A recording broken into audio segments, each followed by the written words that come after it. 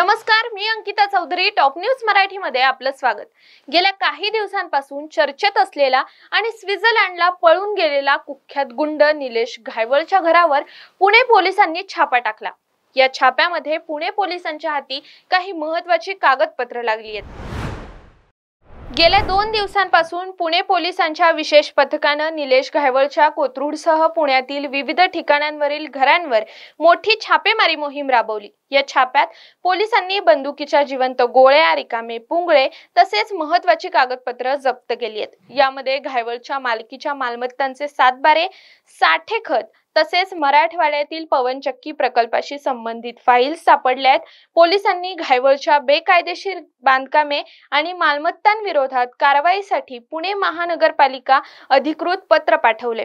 या पत्रानंतर मनपाने हालचाल सुरू केली असून अनधिकृत मालमत्ता आणि थकीत कर असलेल्या संपत्तीवर सील आणि जप्तीची प्रक्रिया हाती घेतली आहे.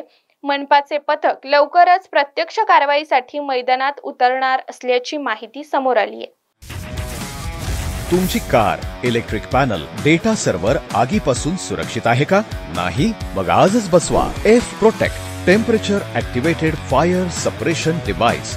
यामध्ये आहे eco friendly non toxic pressurised liquid, जे आग लागल्यास क्षणार्धात ऍक्टिव्हेट होऊन आगीवरती मिळवते नियंत्रण. बसवण्यास अतिशय सोपे आणि सुटसुटीत टेकालिपचे एक दर्जेदार उत्पादन एफ प्रोटेक्ट.